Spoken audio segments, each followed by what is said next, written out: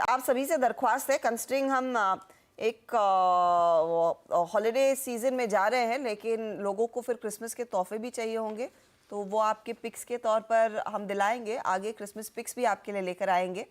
I am sure Amit, आपने काफ़ी कुछ तैयारी कर ली होगी, बिकॉज कैलकाटा में क्रिसमस की धूम अलग ही रहती है।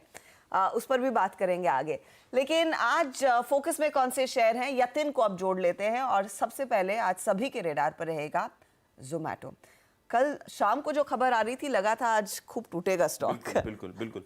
तो थैंकफुली मैनेजमेंट ने क्लैरिफाई किया, लेकिन खबर के बारे में जान लेते हैं। जो इंटरनेशनल न्यूज़ एजेंसीज हैं उनके हवाले से जो खबर आ रही थी वो ये थी कि शिप रॉकेट में जोमैटो लगभग $2 बिलियन यानी 16-17 हज़ार करोड़ से ज़्यादा का निवेश कर सकता है।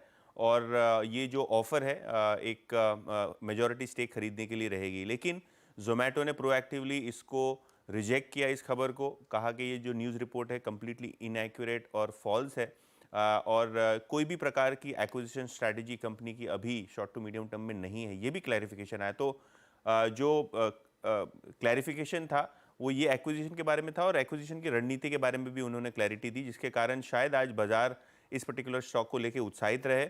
और दूसरा, जेफरीज ने 145 रुपए के टारगेट से यहाँ खरीदारी की सलाह तो दी ही है, तो ब्रोकरेजेस भी अपबीट हैं और उनको लगता है ये जो एक्विजिशन है वो अनलाइकली है।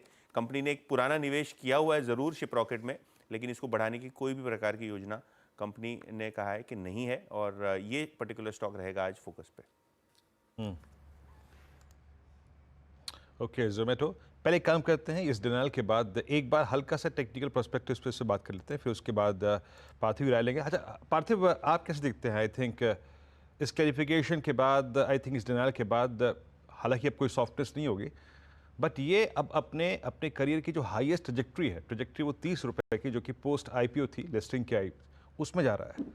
हमने जुबिलेंट फूड्स में एक स्विंग देखा, हमने जोमेटो में एक स्विंग देखा टुवर्ड्स ईयर एंड। अभी आप जोमेटो के इस प्राइस पे कितने एग्रेसिव हैं, मतलब हाई टारगेट्स के लिए? 127 पे कल क्लोज हुआ। देखिए, जोमेटो के अंदर जो न्यूज आए, स्पेशली यस्टरडे जो डेवलपमेंट थी, तो उस लिहाज से डेफिनेटली वो नेगेटिव साउंड कर रहे थे, बिकॉज जोमेटो के बैलेंस शीट पे करीबन 10,000 करोड़ कैश है। और ये अगर एक्विजिशन कैश बेस्ड होता और शेयर स्वैप नहीं होता है, तो उस लिहाज से उनका कैश डेफिसिट हो जाता है और वो डेट में आ जाते हैं 2,000 करोड़ के। तो that would have been taken very very negatively by the market, और ये जो बिजनेस है एकदम से रिलेटेड भी नहीं है, तो काफी क्वेश्चन मार्क्स उठते हैं। जोमेटो के लिए आज की तारीख में जो अच्छी बात यह है कि जो फूड डिलीवरी बिजनेस है वो तो रिलेटिवली काफी स्टेबल है, और वहां पे भी उन्होंने जो प्रॉफिटेबिलिटी के मेट्रिक्स है उसमें काफी इंप्रूवमेंट किए हैं। लेकिन ब्लिंकिट एज अ बिजनेस, वहां पे आई थिंक सतत बहुत इंप्रूवमेंट हो रही है।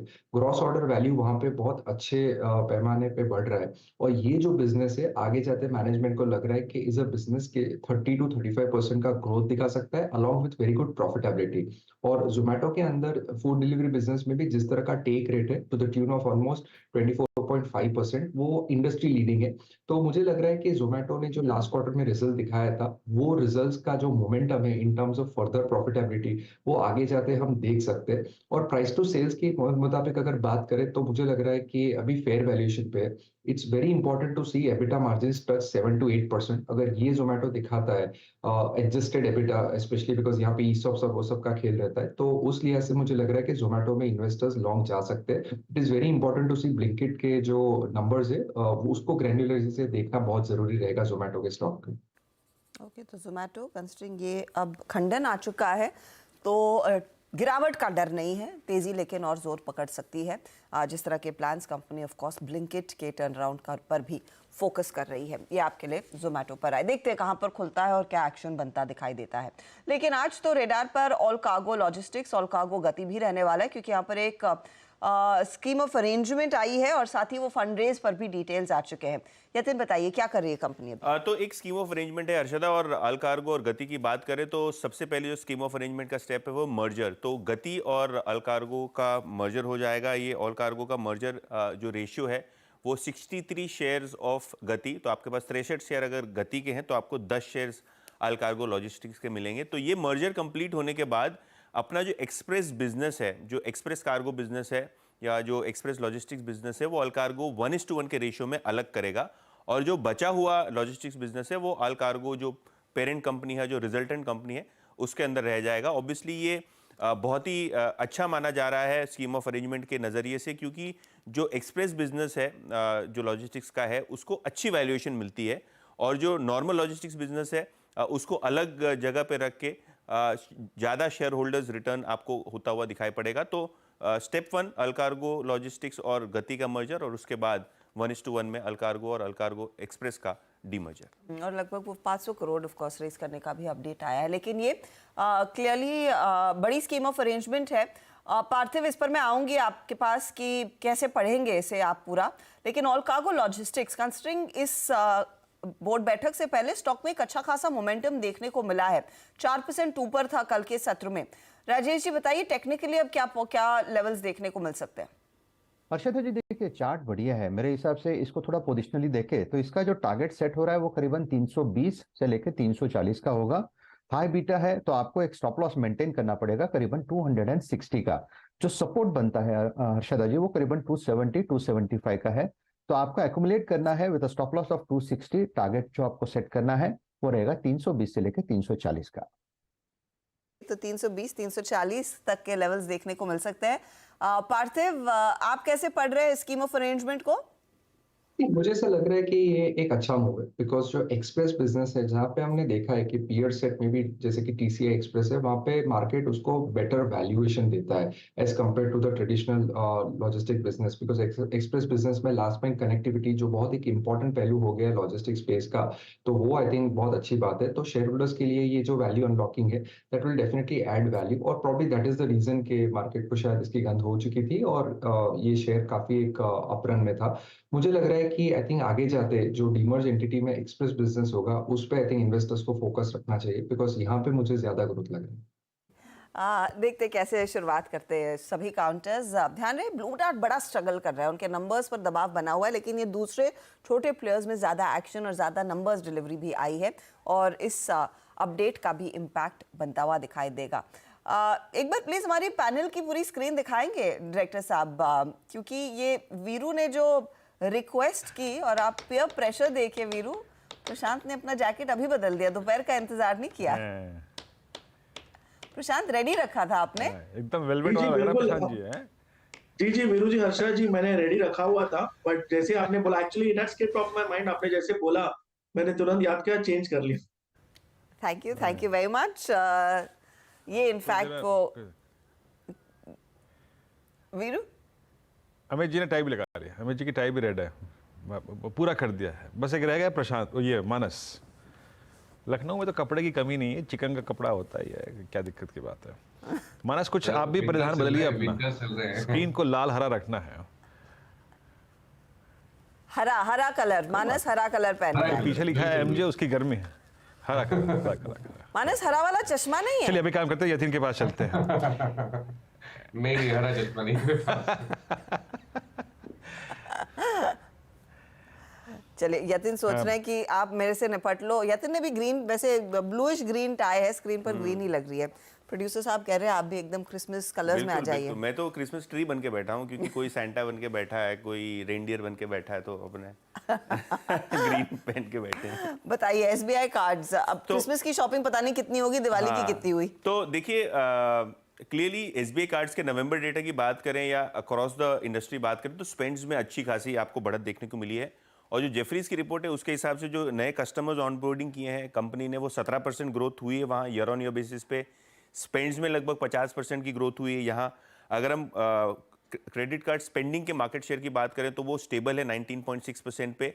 हालांकि जो कंपनी की लीडरशिप पोजीशन है ऑनलाइन स्पेंडिंग में, यहाँ आपको स्टेडी 21% मार्केट शेयर आता हुआ दिखाई पड़ा। तो डेटा के हिसाब से बहुत बेहतरीन, और शायद आज आपको एक स्टॉक में एक्शन आता हुआ दिखाई पड़े, क्योंकि काफ़ी सारे ब्रोकरेजेस डेटा को लेके उत्साहित है। इन जनरल हमने देखा है कि क्रेडिट कार्ड स्पेंडिंग काफ़ी अच्छी रही नवंबर के महीने में। नवंबर के महीने में क्रेडिट कार्ड स्पेंडिंग अच्छी रही, यानी कि दिवाली की अच्छी खासी शॉपिंग हुई। अब देखेंगे क्रिसमस की कितनी शॉपिंग आएगी जब अगले महीने वो नंबर्स आएंगे। लेकिन एसबीआई कार्ड ज़्यादा हरकत दिखा नहीं रहा है।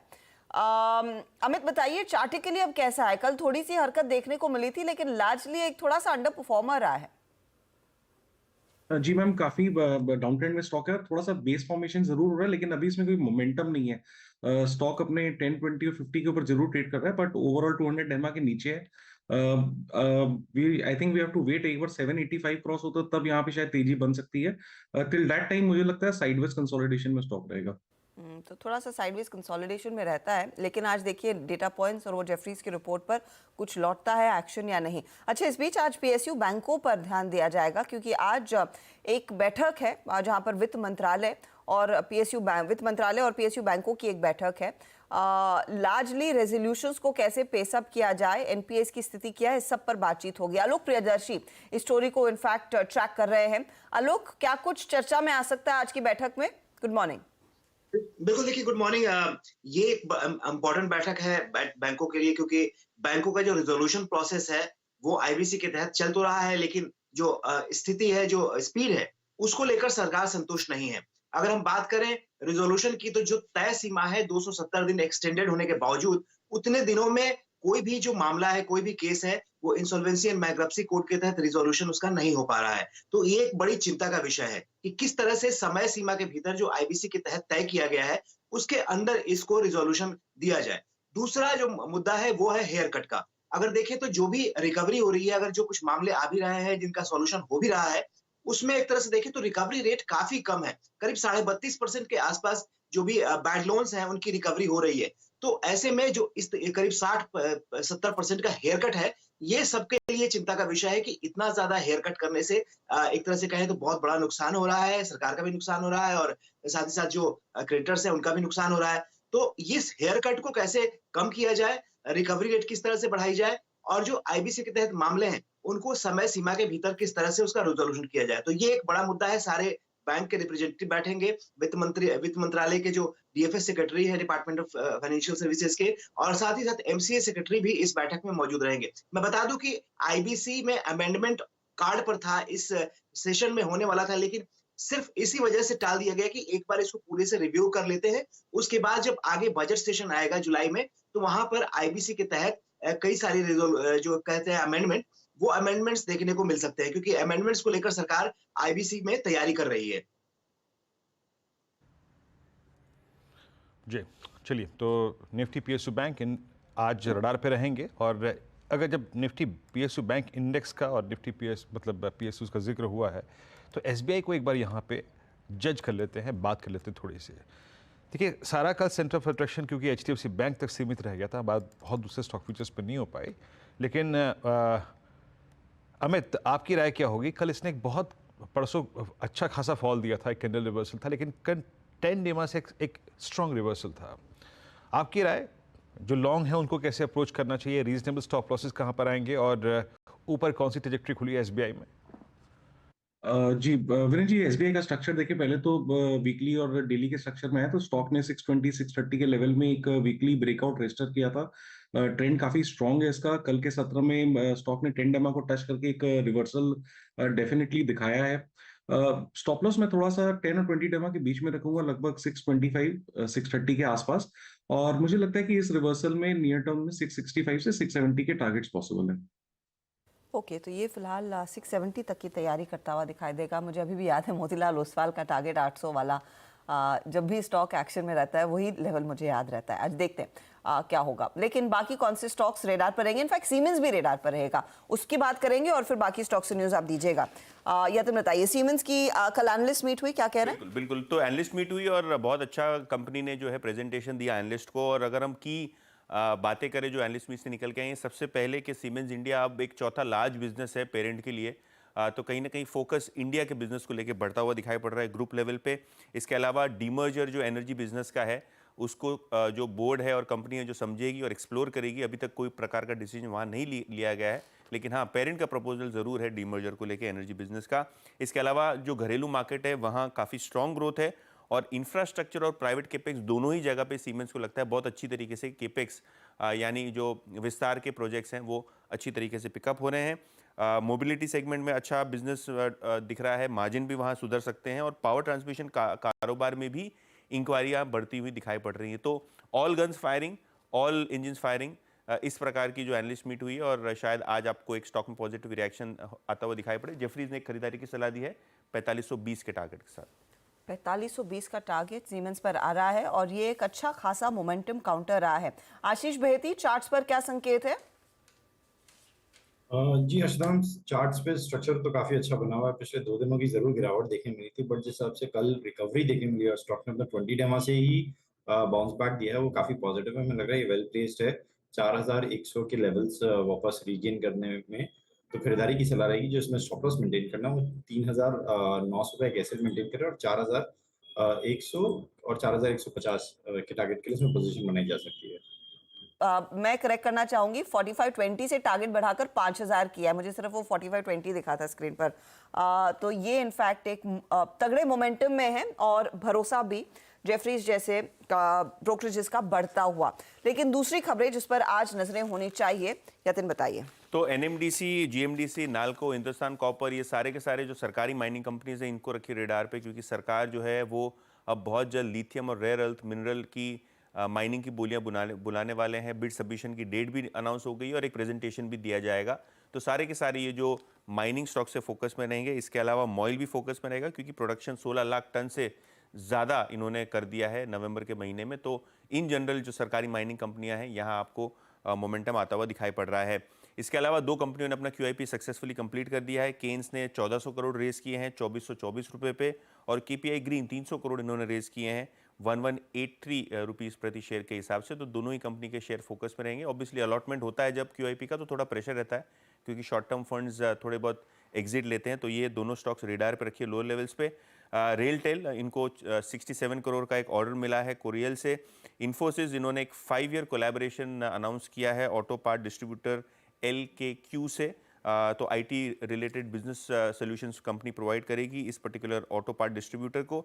GMR इंफ्रा, ये स्टॉक रखिए रेडार पे, क्योंकि NIIF जो इंफ्रास्ट्रक्चर फंड है, ये 675 करोड़ रुपए निवेश करने वाले हैं इनके आंध्रा के एक एयरपोर्ट में, जिसके बाद स्टॉक फोकस में रहेगा। और आखिर में LIC, ये एक स्टॉक रखिए फोकस पे, क्योंकि जो minimum public share holding norms हैं, इनका इसको एक एक्सटेंशन मिला है। 10 साल तक इनको मिनिमम शेयर होल्डिंग नॉर्म्स को कंप्लाई नहीं करना पड़ेगा। और कुल मिला के जो मिनिमम पब्लिक शेयर होल्डिंग है 25% तक जो इनकी करनी है, उसकी मुद्दत अब हो जाएगी मई 2032।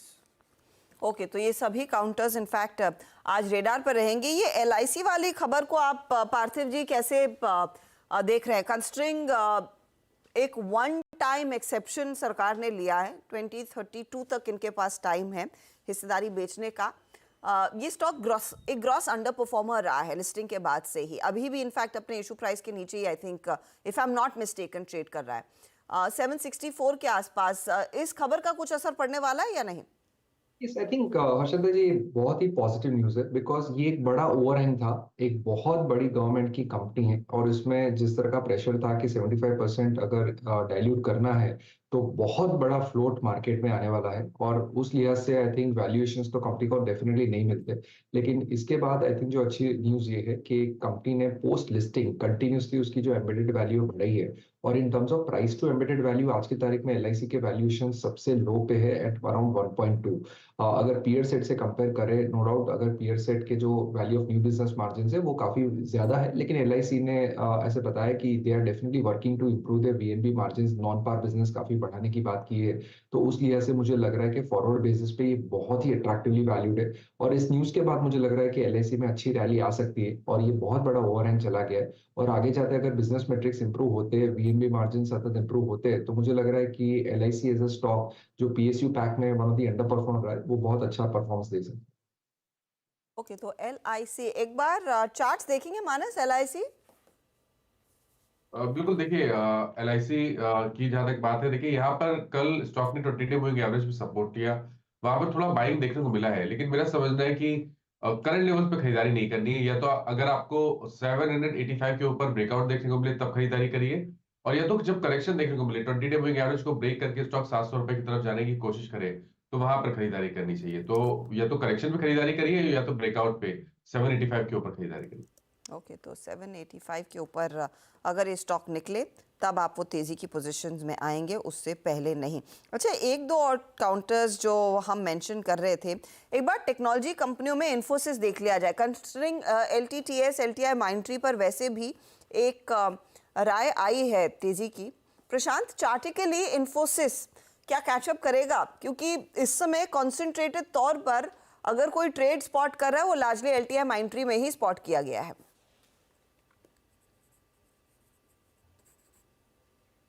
आप शायद म्यूट पर है। जी, अच्छा प्रशांत, थोड़ा संभल के, ये वीरू ना कि आदत खराब है, वो आपके नाम पर फिर शायरी लिख देंगे। वो कविता जी के नाम पर आपको पता ही है, इतनी लंबी शायरी, जी बिल्कुल। चौड़ी शायरी लिखी थी।